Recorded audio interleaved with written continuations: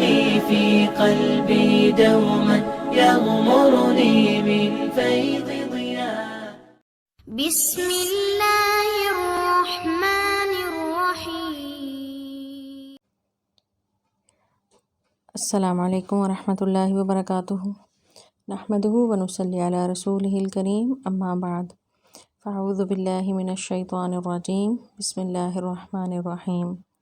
رب اشرح لی صدری ویسر لی امری واحلل عقدۃ من لسانی یفقہوا قولی. رب زدنی علما. سورۃ طٰہٰ آیت نمبر 121 سے آج کے لیسن کا ہم آغاز کریں گے. اللہ تبارک و تعالیٰ فرماتے ہیں فَأَكَلَا، تو پھر ان دونوں نے کھا لیا، منہا، اس میں سے، فَبَدَتْ، تو ظاہر ہو گئیں، لہما، ان دونوں پر، سوآتہما، ان دونوں کی شرمگاہیں، وطفقا، اور وہ دونوں، یخصفان، چپکانے لگے، علیہما، اپنے اوپر، من ورق الجنہ، جنت کے پتوں سے، وعصا، اور نافرمانی کی، آدم نے، ربہ، اپنے رب کی، فغوا، تو وہ بھٹک گیا. اس سے قبل آیات میں ہم نے دیکھا کہ آدم علیہ السلام کو اللہ تبارک و تعالیٰ نے جب جنت میں ٹھہرنے کا کہا تو انہیں وارن کیا تھا ایک درخت کا پھل نہیں کھانا، ورنہ تمہارے سے یہ جنت کی نعمتیں چھین لی جائیں گی اور تم مشقت میں پڑ جاؤ گے. انسان کی یہ فطرت ہے کہ وہ جب اسے کوئی نعمت ملتی ہے تو اسے یہ خوف ہوتا ہے کہ وہ نعمت اس سے چھن نہ جائے، اور اس کی خواہش ہوتی ہے کہ وہ نعمت ہمیشہ اس کے پاس رہے. شیطان انسان کی ان نفسیات سے واقف تھا، چنانچہ اس نے آدم علیہ السلام کو اسی حوالے سے اس نے اللہ تعالیٰ کی نافرمانی کرنے کی طرف ابھارا. تو اللہ تبارک تعالیٰ فرماتے ہیں فوسوس الیہ الشیطان، تو شیطان نے ان کے دل میں یہ وسوسہ ڈالا کہ قال یا آدم، و آدم، هل ادلک، کیا میں تمہیں بتاؤں، علی شجرۃ الخلد، ایسا درخت جو ہمیشگی کا ہو، یعنی جس سے تم جو ہے ہمیشہ ہمیشہ تم یہیں رہو گے، وملک لا یبلی، اور ایسی بادشاہی کہ جو کبھی پرانی نہ ہو. یعنی یہ آیت نمبر 120 میں ہم نے پڑھا تھا پچھلے لیسن میں. تو آدم علیہ السلام کو ان کی نفسیات کے مطابق شیطان نے ایسا ایک وار کیا کہ وہ بالکل بھول گئے کہ اللہ تبارک و تعالیٰ نے انہیں اس پھل کے کھانے سے منع کیا تھا. چنانچہ آدم علیہ السلام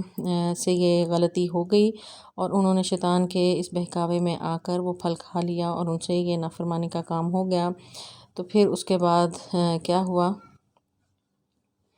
تو اللہ تبارک و تعالیٰ فرماتے ہیں فَأَكَلَا، تو ان دونوں نے کھا لیا، منہا، اس سے، یعنی آدم علیہ السلام اور اماں ہوا، دونوں کو ہی اس نے گمراہ کیا تھا. تو فَبَدَتْ، تو بطور سزا پھر کیا ہوا؟ تو آن کی آن میں ظاہر ہو گئیں ان پر ان کی شرمگاہیں، یعنی ان کا سب سے پہلے لباس چھین لیا گیا. وہ جو جنت میں رہتے ہوئے انہیں وہ جو شاہی لباس عطا کیا گیا تھا،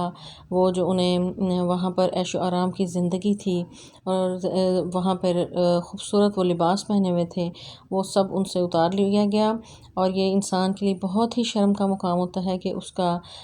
جو ہے لباس اتار لیا جائے، یا اس کی قبا جس کو وہ بڑا احترام کا باعث سمجھتا ہے تو وہ اس سے لے لیا جائے. تو سب سے پہلی سزا تو انہیں یہ دی گئی. تو اب وہ شرم و حیا انسان کی فطرت میں ہے. آدم علیہ السلام اور اماں حوا دونوں ہی ایک دوسرے سے شرمانے لگے اور انہیں وہ بہت ہی عجیب لگنے لگا. تو کوئی ظاہر اور لباس اور کوئی چیز تو نہیں تھی، تو جنت میں جو درختوں کے پتے تھے وہ پکڑ پکڑ کر اپنے شرم کے جو حصے ہیں وہ چھپانے لگے. تو یہ سب سے پہلی سزا جو ہے انہیں دی گئی، اور آدم علیہ السلام سے یہ جو غلطی ہوئی تھی تو اس سے جو ہے فوری طور پر اس کا رد عمل یہ سامنے آیا. تو یہاں پر اللہ تعالیٰ فرماتے ہیں وَعَصَىٰ آدَمُ رَبَّهُ، تو نافرمانی کی آدم نے اپنے رب کی، فغوا، تو وہ بھٹک گیا. تو نافرمانی کیا کی کہ آدم علیہ السلام جو ہے وہ بھول گئے تھے اور انہیں یاد نہ رہا کہ جو اللہ تعالیٰ نے انہیں صاف بتایا تھا کہ یہ شیطان جو ہے وہ تمہارا دشمن ہے، اِنَّهُ لَكُمْ عَدُوٌّ مُّبِينٌ. اور آدم علیہ السلام جیسا کمال عقل رکھنے والا انسان اور وہ عظیم شخص جس پر اللہ کی بے پناہ مہربانیاں تھیں، عنایتیں تھیں، اللہ تعالیٰ نے انہیں فرشتوں سے سجدہ کروایا، اور سب کے سامنے یہ واضح ہو گئی شیطان کی دشمنی بھی کہ اس نے سجدے سے انکار کیا اور آدم علیہ السلام کو حقیر سمجھا۔ اس کے باوجود انہیں دشمن کو پہچاننے میں غلطی ہوئی اور اس کی باتوں میں آ کر انہوں نے اللہ تعالیٰ کی نافرمانی کر لی۔ تو یہ ان سے اچانک سے یہ بھول ہوئی تھی کہ انہیں فوری طور پر جو ہے وہ سمجھ نہ آیا کہ جیسے ہی ابلیس نے انہیں جو ہے بڑی ملمہ کاری کر کے بڑے خوبصورت انداز سے بات جو ہے یعنی ایسی بتائی کہ وہ بالکل بھول گئے کہ اللہ تعالیٰ نے انہیں یہ پھل کھانے سے منع کیا تھا۔ تو آن کے آن میں ان سے جو ہے یہ نعمتیں جو چھینی، ان میں سب سے پہلی جو نعمت تھی وہ ان کا لباس چھینا گیا۔ تو یہاں پر جو لباس چھیننے پر آدم اور اماں حوا علیہم السلام کا جو رد عمل ہے وہ بتاتا ہے کہ شرم و حیا انسان کی فطرت میں ہے، اور وہ اپنے یہ شرم و حیا کے اعضاء جو ہے وہ دوسروں کے سامنے نہیں کھولنا چاہتا۔ تو اللہ تعالیٰ فرماتے ہیں کہ انہوں نے اپنے آپ کو جنت کے پتوں سے چھپانا شروع کر دیا اور آدم سے ہی نافرمانی ہو گئی۔ تو یہ یہاں پر سوال یہ پیدا ہوتا ہے کہ آدم علیہ السلام سے تو یہ بھول ہوئی تھی، وہ بھول گئے کہ جس وقت اس نے شیطان نے انہیں بہانے سے پھل کھانے پر مجبور کیا، تو اس وقت ان کے ذہن میں یہ نکل گیا تھا کہ اللہ تعالیٰ نے مجھے اس پھل کے کھانے سے منع کیا تھا، انہوں نے جان بوجھ کر تو نہیں کھایا تھا، تو اس کے باوجود انہیں اتنی سخت سزا کیوں ملی؟ تو اس کا جواب یہ ہے کہ بعض اوقات اور خاص طور پر پیغمبروں سے جو کوئی غلطی ہو جاتی ہے تو وہ قابل گرفت ہوتی ہے، کیونکہ وہ دوسروں کے لیے راہ عمل ہوتے ہیں، ان کا طریقہ کار، ان کی زندگی جو ہے ان کے پیروکاروں کے لیے نمونہ عمل ہوتی ہے۔ تو ان کی چھوٹی سی غلطی جو ہے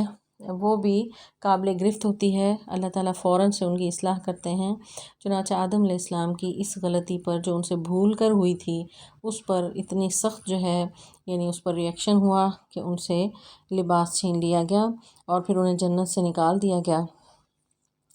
اس کے بعد کیا ہوا؟ اللہ تعالیٰ فرماتے ہیں ثم پھر اجتباہ، چن لیا اسے ربہ، اس کے رب نے، فتابہ اور توجہ کی، علیہ اس کی طرف، وہدا اور ہدایت دی۔ یعنی اب غلطی ہو گئی، بھول کے ہو گئی، جیسے بھی تھی، تو اللہ تعالیٰ نے اس کو چن لیا۔ یعنی یہاں پر دیکھیں کہ ایک انسان یعنی آدم علیہ السلام، ان سے نافرمانی ہو گئی اور اللہ تعالیٰ سخت ناراض بھی ہوئے اور انہیں بطور سزا وہاں سے نکال بھی دیا گیا، لباس چھین لیا گیا، جنت کی نعمتیں چھین لی ہیں۔ اس کے باوجود اللہ تعالیٰ کہہ رہے ہیں کہ اس کو ہم نے چن لیا۔ تو اجتباء کے معنی ہوتا ہے کھینچ کر لانا، یعنی اس کو اپنی طرف کھینچ لینا۔ تو یعنی آدم علیہ السلام کو اللہ تعالیٰ نے اپنی طرف کھینچ لیا، مطلب کہ ان کے دل میں توبہ کا خیال ڈالا، انہیں توبہ کی توفیق دی، توبہ کے کلمات سکھائے اور وہ اللہ کی طرف متوجہ ہوئے۔ فتاب علیہ، انہوں نے توبہ کی اور پھر اللہ تعالیٰ بھی ان کی طرف متوجہ ہوئے، وہدا اور انہیں ہدایت دی۔ تو آدم علیہ السلام نے الفاظ کیا کہے تھے؟ وہ سورہ بقرہ میں اللہ تعالیٰ نے سورہ اعراف میں اللہ تعالیٰ نے ذکر کیے ہیں کہ ربنا ظلمنا انفسنا وان لم تغفر لنا وترحمنا لنکونن من الخاسرین، کہ انہوں نے اپنی جو ہے غلطی کا اعتراف کیا اور اللہ تعالیٰ سے مغفرت طلب کی، اللہ تعالیٰ کے رحم کی جو ہے درخواست کی، اور اللہ تعالیٰ سے یہ بہت زیادہ کثرت سے یہ کلمات کہے، تو اللہ تعالیٰ نے ان کی دعا قبول کر لی، اور ساتھ ہی یہاں پر فرمایا کہ اس کو ہم نے چن لیا اور ہدایت دی۔ تو اس کے بارے میں بعض مفسرین کہتے ہیں کہ قرآن پاک میں جہاں بھی یہ لفظ اجتباہ اور ہدا کا اکٹھا آیا ہے تو وہاں اس سے مراد یہ ہوتا ہے کہ جیسے کہ یہ غلطی ہوئی اور اس پر جب انسان اتنی ندامت جو ہے دکھاتا ہے، تو اگر یہ پیغمبروں کے لیے یہ لفظ استعمال ہوا تو وہاں پر اس سے مراد نبوت عطا کرنا ہے، جیسا کہ سورہ نام میں بھی اللہ تعالیٰ ذکر کرتے ہیں وَاجْتَبَيْنَاهُمْ وَهَدَيْنَاهُمْ إِلَىٰ صِرَاطٍ مُسْتَقِيمٍ، یا اسی طرح سورہ نحل میں بھی ہے۔ تو اجتباء یعنی چن لینا، پیغمبروں کو اللہ تعالیٰ چنتے ہیں اپنے یعنی جو ذمہ داری عطا کرنی ہوتی نبوت کی، اور ہدایت کے راستے پر بھی اللہ تعالیٰ چلاتے ہیں اور وہ ہر انسان کو چلاتے ہیں۔ تو چننے کا خاص طور پر انبیاء کا چننا یہاں پر مراد ہے۔ تو آدم علیہ السلام کو بھی نبوت نہیں ملی تھی، جنت میں ایک عام جو ہے انسان کے طور پر وہ رہ رہے تھے، اماں حوا ان کے ساتھ تھیں اور انہیں ان کا امتحان مقصود تھا، اور اصل میں انہیں زمین پر ہی اتارنا تھا۔ اللہ تعالیٰ نے انہیں تخلیق اسی لیے کیا تھا، اور فرشتوں کو بھی جو آدم علیہ السلام کی تخلیق کا مقصد بتایا تھا وہ یہی بتایا تھا کہ انی جاعل فی الارض خلیفہ، کہ میں اسے زمین میں اپنا خلیفہ یا اپنا نائب بنانے والا ہوں۔ تو جنت میں قیام قیام عارضی تھا، وہ اللہ تعالیٰ کو پتہ تھا، وہ سب ایک ترتیب تھی۔ بہرحال اس میں بھی آدم علیہ السلام کا امتحان مقصود تھا، جس میں وہ جو ہے شیطان نے انہیں نافرمانی کی طرف راغب کیا اور وہ اس امتحان میں پورا نہ اترے، چنانچہ اللہ تعالیٰ نے پھر انہیں زمین پر بھیج دیا۔ قالا فرمائے اہبطا تم دونوں اتر جاؤ، منہا اس سے، جمیعاً اکٹھے، بعضکم بعض تمہارے، لبعض بعض کے، عدو دشمن ہوں گے، فاما پھر اگر یاتینکم واقعی آئے تمہارے پاس، منی میری طرف سے، ہدن ہدایت، فمن تبع تو جس نے پیروی کی، ہدایا میری ہدایت کی، فلا یضل تو وہ نہ گمراہ ہوگا، ولا یشقی اور نہ ہی وہ مشقت میں پڑے گا۔ آدم علیہ السلام کو اللہ تعالیٰ نے جب جنت سے نکالا اور انہیں حکم دیا کہ تم دونوں اب یہاں سے اتر جاؤ، یعنی جنت جو ہے، یعنی اس سے یہ پتہ چلتا ہے کہ وہ آسمانوں میں ہے، اوپر ہے، تو انہیں زمین کی طرف بھیجا گیا، یعنی اترنے کا حکم دیا گیا۔ منہا جمیعا اکٹھے کہا ہے، یعنی یہاں پہ اہبطا تثنیہ کا صیغہ ہے، یعنی دونوں میاں بیوی کو کہا گیا کہ اتر جائیں، جمیعا اکٹھے، بعضکم لبعض عدو، یہاں پہ بعضکم جو ہے یعنی یہ جمع کا صیغہ ہے، بعض تمہارے بعض کے دشمن ہوں گے، یعنی یہاں اس سے مراد آدم اور اماں حوا کی اولادیں ہیں، کہ تمہاری اولادیں آپس میں جو ہے ان کا بغض بھی ہوگا، اور وہ بغض جو ہے یا دشمنی جو ہے یہ شیطان کی طرف سے ہوگی، کیونکہ شیطان کھلا دشمن جو ہے وہ واضح ہو چکا تھا، آدم علیہ السلام پر وہ حملہ ور بھی ہو چکا تھا، تو اب ظاہر ان کی اولادوں پر بھی اس نے حملہ کرنا تھا، تو اس چیز کی طرف اشارہ ہے۔ اور پھر آگے اللہ تعالیٰ نے فرما دیا کہ فَإِمَّا يَأْتِيَنَّكُم مِّنِّي هُدًى کہ اب میری طرف سے تمہیں ہدایت ملے گی، ہدایت سے مراد یعنی نبوت ہے جو تمہاری اولادوں میں آئے گی، تو اب فمن تبع ہدایا جس نے میری ہدایت کی پیروی کی، یعنی وہ اللہ کا جو پیغام ہے، جو آسمانی کتابیں ہیں اللہ تعالیٰ کی طرف سے جو رہنمائی ہے، جو بھی اس کی پیروی کرے گا، فلا یضل تو وہ گمراہ نہیں ہوگا، ضال کا مطلب ذل کا معنی ہوتا ہے راستہ بھٹک جانا یا گمراہ ہو جانا، تو ایسا شخص نہ گمراہ ہوگا، ولا یشقی اور نہ مشقت میں پڑے گا۔ اس سے پہلے آیات میں جب آدم علیہ السلام کو جب جنت میں ٹھہرنے کا کہا گیا تھا، تو وہاں نعمتوں کا ذکر کرنے کے ساتھ یہ بھی کہا گیا تھا کہ تم مشقت اگر یعنی تم نے نافرمانی کی تو تم مشقت میں پڑ جاؤ گے، تو یہاں پر آدم علیہ السلام کے اولاد کے بارے میں بھی کہا جا رہا ہے کہ اگر وہ ہدایت پر چلتے رہے تو مشقت میں نہیں پڑیں گے، یعنی دنیا میں رہتے ہوئے انسان اگر اللہ تعالیٰ کے بتائے ہوئے راستے پر نہ چلے تو وہ جو ہے اللہ تعالیٰ اس کو مشکلات میں ڈال دیں گے، مشقت میں ڈال دیں گے۔ آگے اللہ تعالیٰ فرماتے ہیں ومن اعرض اور جس نے اعراض کیا یا منہ موڑا عن ذکری میرے ذکر سے، فإن تو بے شک لہو اس کے لیے معیشت ہوگی غن کا تنگ، ونحشرہ ہم اسے اٹھائیں گے یوم القیامت قیامت کے دن اعمیٰ اندھا۔ یہاں پر آدم علیہ السلام کا قصہ پیچھے ختم ہوا، اور ساتھ آگے جو ہے یعنی جنرل بات ہے سب لوگوں کے لیے کہ جس نے بھی میرے ذکر سے منہ موڑا، ذکر سے مراد یہاں اللہ تعالیٰ کی یاد بھی ہو سکتی ہے، اور ذکر سے مراد قرآن پاک بھی ہے، جیسا کہ قرآن پاک میں کئی مقامات پر ذکر سے مراد قرآن پاک ہی لیا گیا ہے، اِنَّا نَحْنُ نَزَّلْنَا الذِّکْرَ وَإِنَّا لَهُ لَحَافِظُونَ، تو اس آیت میں بھی ذکر سے مراد قرآن پاک ہے۔ تو جس نے بھی میرے ذکر سے منہ موڑا یعنی میری یاد سے منہ موڑا، یعنی اللہ تعالیٰ کو یاد نہ رکھا دل میں بھی اور ہر وقت اپنے خیالات میں اللہ تعالیٰ کے احکامات کی پیروی نہ کی یا اللہ تعالیٰ کے قرآن کو پس پش ڈالا، تو بطور سزا اس کے ساتھ کیا ہوگا، فَإِنَّ لَهُ مَعِيشَةً ضَنْكَ تو اس کے لیے اس کی معیشت تنگ کر دی جائے گی۔ تو معیشت کے معنی جو ہے ایک تو یہ لی جاتی ہیں کہ زندگی کے جو گزران جن چیزوں پر ہوتا ہے، یعنی کھانا پینا، دوسری ضروریات زندگی ہیں، وہ اس پر تنگ کر دی جائیں گی، تو اللہ کے دین سے دوری یا قرآن سے دوری جو ہے انسان کو مشکلات اور مشقتوں میں ڈال دیتی ہے، جس کا پیچھے بھی پچھلی آیت میں بھی ہم نے ذکر پڑھا کہ آدم علیہ السلام سے بھی کہا گیا تھا کہ اب تمہاری اولاد جو ہے فتشقیٰ یعنی مشکل میں پڑے گی، مشقت انہیں اختیار کرنی پڑے گی۔ تو یہاں پر ساتھ یہ بھی بتایا کہ یعنی جو قرآن سے اور دین سے دور رہے گا تو اس کی معیشت تنگ کر دی جائے گی، تو معیشت تنگ ہونے یا روزی اور گزران کے تنگ ہونے کی ایک بہت بڑی وجہ اللہ کی یاد سے دوری بھی ہے۔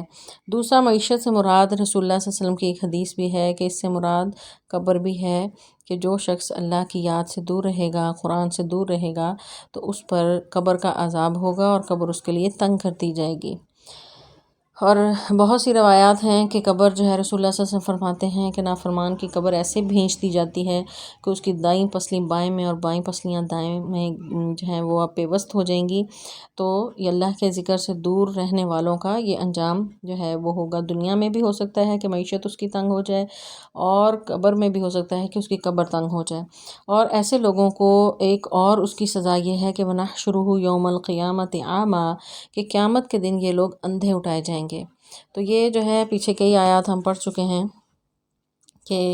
قیامت کے دن ایسے لوگ جو ہیں انہیں دیکھنے اور سننے اور سمجھنے کی صلاحیت سورہ بنی اسرائیل آیت نمبر 97 میں بھی ہم نے پڑھا کہ قیامت کے دن اندھے گونگے بہرے انہیں اٹھایا جائے گا۔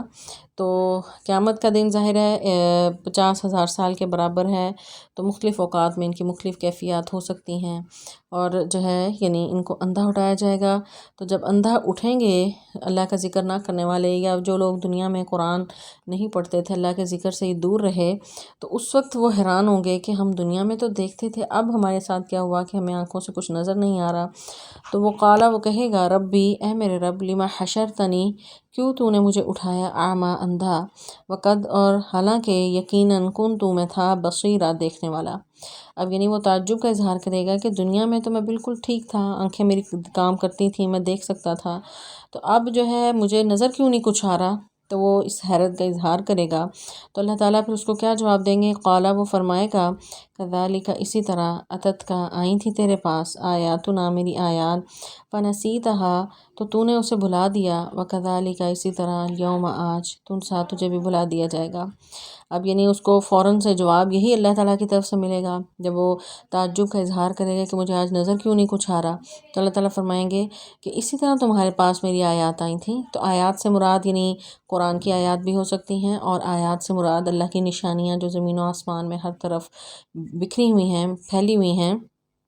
وہ بھی ہو سکتی ہیں۔ تو آیات کو دیکھنے کے بعد ان پہ توجہ نہ کرنا، یا قرآن کی آیات جیسے ذکر پیچھے لفظ آیا ہے ومن اعرض عن ذکری، تو جو اللہ کے ذکر سے منہ موڑے اور اس کی آیات کو بھلائے رکھے، فنسیتہا، نسیت کا لفظ ہے یعنی بھول جانا، تو جو ان کو بھلائے رکھے گا، قرآن کے فہم سے، اس کو پڑھنے سے دور رہے گا، تو ایسے لوگوں کو جو ہے اللہ تعالیٰ اندھا اٹھائیں گے۔ تو یہی جواب انہیں دیا جا رہا ہے کہ قال کذالک اتتک آیاتنا فنسیتہا، تو تمہارے پاس ایسے ہی میری آیات آئی تھیں، یعنی انہیں بالکل فوراً سے دو بدو جواب دیا جائے گا کہ تم کیوں تعجب کا اظہار کر رہے ہو کہ مجھے نظر کیوں نہیں آ رہا؟ تمہارے پاس دنیا میں بڑی نشانیاں آئیں تو وہاں تم اندھے بنے رہے، تمہاری آنکھیں تھیں، اس کے باوجود تم نے قرآن کو نہیں پڑھا، تمہارے پاس آنکھیں تھیں، تم نے اللہ کی نشانیاں دیکھ کے اللہ کو پہچانا نہیں، تو آج تمہیں اس نعمت کی نہ شکری کرنے پر، نہ قدری کرنے پر تمہیں بطور سزا اندھا اٹھایا گیا ہے۔ وَكَذَلِكَ الْيَوْمَ تُنسَىٰ، تو آج تمہیں بھی بھلا دیا جائے گا۔ یعنی جس طرح انسان دنیا میں کسی کو اگنور کرتا ہے اور اس کی پرواہ نہیں کرتا، جانتے ہوئے بھی انجان بنے، تو اسی طرح ان کے ساتھ یہ ایک سزا ان کو یہ بھی ہوگی، ایسے لوگوں کو، نافرمانوں کو، جو اللہ کے ذکر سے غافل رہے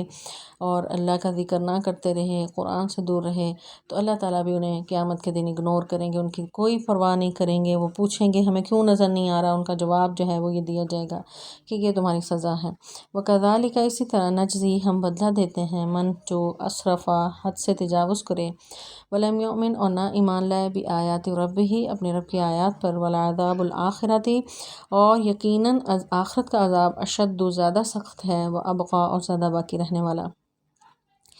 یعنی اللہ تعالیٰ کی سزا جو ہے، جو بھی حد سے تجاوز کرتا ہے، اللہ تعالیٰ کے احکامات کو نہیں مانتا، تو اللہ تعالیٰ انہیں بطور سزا جو ہے دنیا میں بھی ان کی معیشت تنگ کرتے ہیں، جیسا کہ پیچھے آیت میں ہم نے پڑھا کہ ہم فَإِنَّ لَهُ مَعِيشَةً ضَنْكَ، معیشت اس کی تنگ ہو جاتی ہے، قبر اس کی تنگ ہو جاتی ہے۔ تو یہ تو دنیا کا عذاب ہے، اور آخرت کا عذاب تو اشد، بہت سخت ہے، وابقیٰ، اور وہ باقی رہنے والا ہے۔ تو یہ نہ کوئی سمجھے کہ وہ جو ہے آخرت کے عذاب سے بچ جائے گا، تو آخرت کا عذاب تو بہت ہی بڑا ہے، اور اس سے تو یعنی وہ تو ہے بھی ہمیشگی کی زندگی، اور وہاں پہ اس کو نجات جو ہے وہ ممکن نہیں ہوگی۔ آگے اللہ تعالیٰ فرماتے ہیں افلم، تو پھر کیا نہیں، یہدی، اس نے رہنمائی کی، لہم، ان کی، کتنی اہلکنا ہم نے ہلاک کر دی قبلہم ان سے پہلے من القرون قومیں یمشون وہ چلتے پھرتے تھے فی مساکنہم اپنے مکانوں میں ان فی ذالک بے شک اس میں لآیات نشانیاں ہیں لأولی النہی عقل والوں کے لیے۔ تو یہاں پر آیت کے شروع میں ہم نے پڑھا تھا کہ یہ مکی دور کی صورت ہے، اور وہ دور کہ جب مسلمانوں پر بہت زیادہ تشدد اور ظلم و ستم تھا، مسلمان بہت زیادہ پسے ہوئے تھے، اور تقریباً یہ نبوت کے ابتدائی سالوں کی یعنی 6 نبوی یعنی بھی 5-6 سال ہی ہوئے تھے، تو بہت زیادہ مسلمانوں پر ظلم و ستم تھا۔ رسول اللہ صلی اللہ علیہ وسلم بھی بڑا پریشان ہو جایا کرتے تھے، آپ کو کبھی جادوگر، دیوانہ، کبھی مجنوں، شاعر، مختلف طرح کے الزامات لگائے جاتے تھے۔ تو موسیٰ علیہ السلام کا پورا قصہ بیان کر کے، پھر آدم علیہ السلام کا بیان کر کے نہ صرف آپ کو تسلی دی گئی کہ یہ حالات صرف آپ پر نہیں، اس سے پہلے انبیاء پر بھی یہ گزرتے رہے ہیں، اور غلطیاں اس سے پہلے جیسے آدم علیہ السلام کی غلطی کا ذکر کیا، شیطان بہکاتا رہتا ہے، تو اسی طرح یہ حالات اونچ نیچ آتی رہتی ہے۔ تو ساتھ ہی مشرکین مکہ کا بھی یہ ذکر کیا ہے کہ مشرکین مکہ جو ہیں یہ انہیں نظر کیوں نہیں آتا کہ ان کے ارد گرد اتنی نشانیاں بکھری ہوئی ہیں، انہی کے علاقوں میں یہ ایسی قومیں بستی تھیں، قوم لوط، اہل مدین کی تباہ شدہ بستیاں جو ہیں یہ انہی قریش مکہ کی شاہراہوں پر ہی یہ بستیاں موجود تھیں، اور اللہ تعالیٰ نے سورہ ہجر میں ذکر بھی کیا ہے کہ یہ امام مبین یعنی بالکل کھلے راستے پر تھیں، جہاں سے ان کی گزرگاہ تھی تجارتی، تو وہاں پر ان کی تباہ شدہ بستیاں آئے روز یہ دیکھتے تھے۔ تبوک کے سفر میں بھی رسول اللہ صلی اللہ علیہ وسلم نے قوم سمود کے مکانات گرے ہوئے دیکھے۔ تو یہ سب کچھ دیکھنے کے باوجود انہیں کیوں سمجھ نہیں آتا، یہ لوگ چلتے پھرتے ہیں ان بستیوں میں۔ قرون کا لفظ یہاں پر آیا ہے، قرون قرن سے ہے، قرن جو ہے 100 سال کے لیے بھی لفظ بولا جاتا ہے، صدی کے لیے، اور قرن جو ہے یعنی اس سے مراد قومیں بھی ہو سکتی ہیں، تو یہاں اس سے مراد قومیں لیا گیا ہے، ترجمہ بھی جیسے کہ ایسے ہی کیا گیا ہے۔ تو کتنی ہی قومیں ان سے پہلے گزری ہیں جہاں ان کا چلنا پھرنا، ان کا دیکھنا بھی ہے کہ وہ لوگ جو ہے کتنی زبردست قومیں تھیں، اور بہت طاقت اور کے نشے میں وہ ڈوبے ہوئے تھے۔ قوم فرعون کا پیچھے ذکر آیا ہے، تو انہیں کیوں سمجھ نہیں آتا کہ وہ اپنے مکانات سمیت جو ہے وہ ملیا میٹ ہو گیا، اور آج ان کے نشان بھی باقی نہیں، لیکن جو اہل عقل ہیں وہ ان سے عبرت حاصل کرتے ہیں۔ تو یہ جو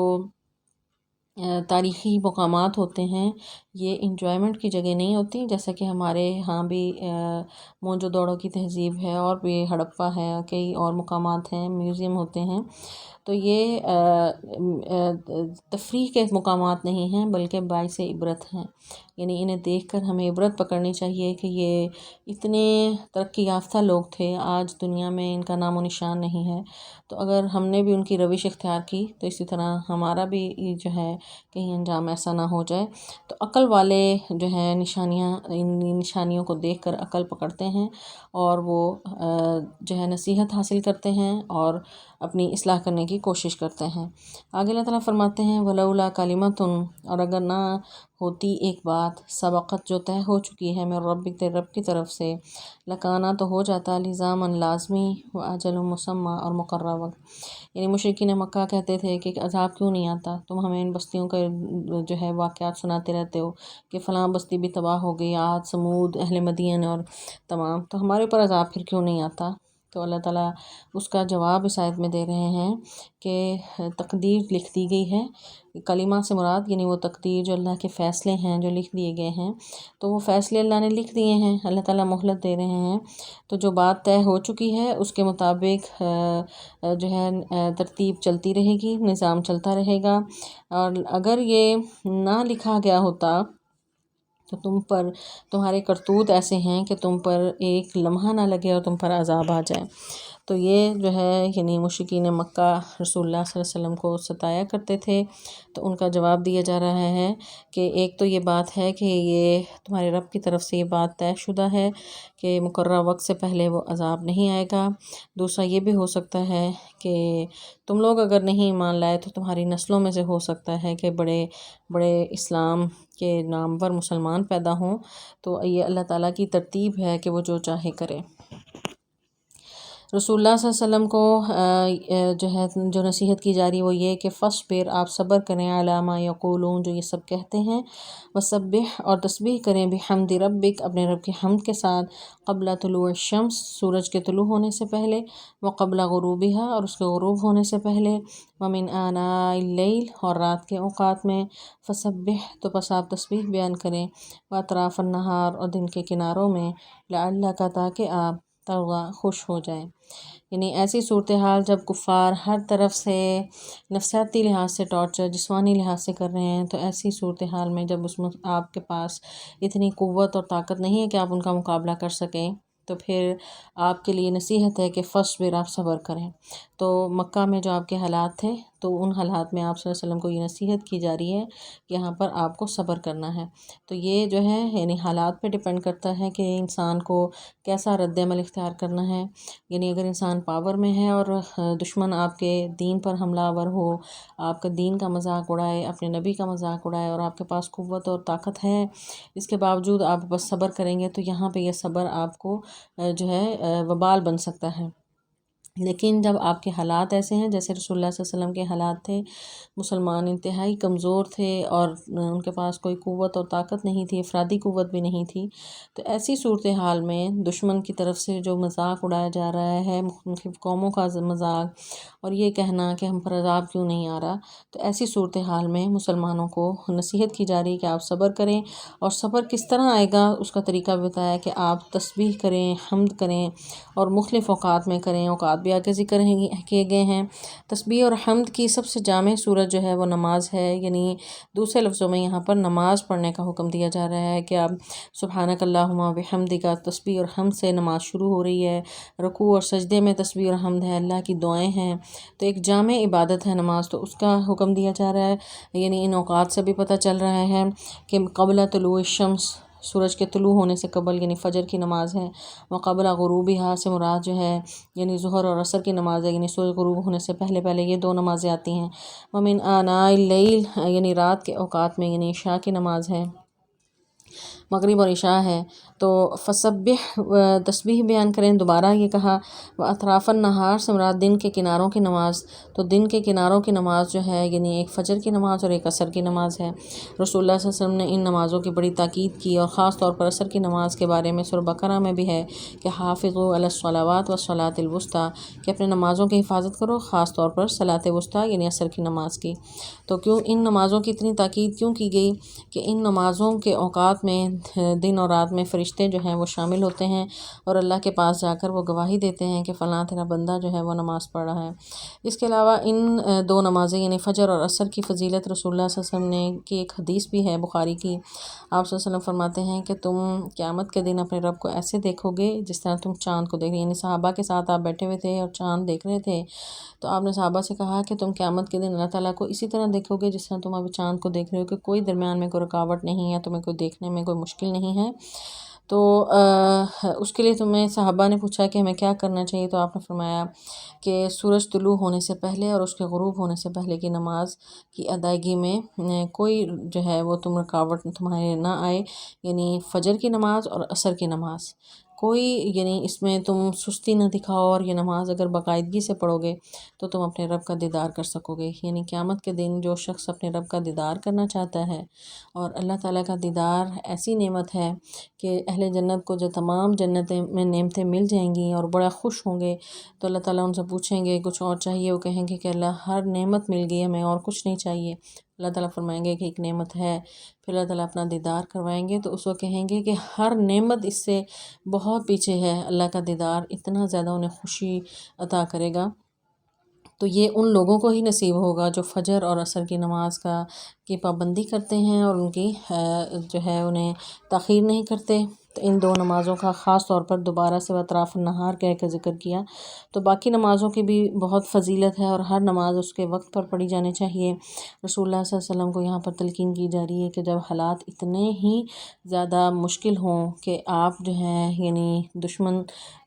سے انتہائی دل گرفتہ ہوں اور بہت زیادہ پریشان ہوں، تو ایسی صورتحال میں صبر، اور صبر تب آئے گا جب آپ نماز پڑھیں گے اور اس میں زیادہ کثرت سے تسبیح اللہ کی کریں گے، حمد بیان کریں گے، تو اس طرح سے آپ جو ہے یعنی اس مشکل سے نکل سکتے ہیں۔ لعلک ترضیٰ، تاکہ آپ خوش ہو جائیں، تاکہ آپ راضی ہو جائیں۔ تو راضی تب ہوں گے جب اللہ راضی ہوگا، اور اہل جنت کو بھی جو ہے اللہ تعالیٰ راضی کریں گے۔ تو اللہ تعالیٰ اہل جنت سے ایک حدیث بھی ہے کہ اہل جنت سے فرمائیں گے کہ اہل جنت جو ہے وہ اہل جنت کہیں گے کہ اے اللہ ہم تیری جناب میں حاضر ہیں، بار بار کہیں گے۔ تو اللہ تعالیٰ فرمائیں گے کہ کیا تم راضی ہو گئے؟ وہ کہیں گے ہمیں کیا ہے، ہم خوش نہ ہوں، یعنی ہر نعمت تو ہمیں عطا کر دی گئی۔ تو اللہ تعالیٰ فرمائیں گے کہ کیا میں تمہیں اس سے بھی افضل چیز عطا نہ کروں؟ تو وہ کہیں گے کہ رب اس سے افضل کیا ہے؟ تو پھر اللہ تعالیٰ فرمائیں گے کہ میں تمہیں اپنی رضا عطا کرتا ہوں۔ تو اللہ کی رضا بھی بہت بڑی نعمت ہے، تو اہل جنت کو عطا کی جائے گی۔ تو یہاں پر بھی رضا حاصل کرنے کے لیے، یعنی اللہ تعالیٰ کی رضا حاصل کرنے کا یہ طریقہ بتایا گیا ہے کہ تم اس کے لیے بھی نماز ادا کرو۔ یعنی صبر تب ملے گا جب نماز پڑھیں گے، اللہ کی رضا تب ملے گی جب نماز پڑھیں گے۔ تو نماز جو ہے انسان کو ہر مشکل حالات میں، یعنی ایک تھراپی ہے اس کے مشکل سے نکلنے کی۔ تو مشکل حالات میں جو ہے رسول اللہ صلی اللہ علیہ وسلم کی یہ سنت بھی ہے کہ جب بھی کوئی مشکل ہوتی تو آپ صلاۃ حاجت پڑھتے تھے۔ تو یہ سب سے بہترین طریقہ کار ہے انسان کو اپنی پریشانی اور غم کو ہلکا کرنے کا۔ تو اللہ تعالیٰ سے دعا ہے کہ اللہ تعالیٰ ہمیں قرآن پاک کا صحیح فہم عطا فرمائے اور اس پر عمل کرنے کی توفیق عطا فرمائے۔ والسلام علیکم ورحمۃ اللہ وبرکاتہ۔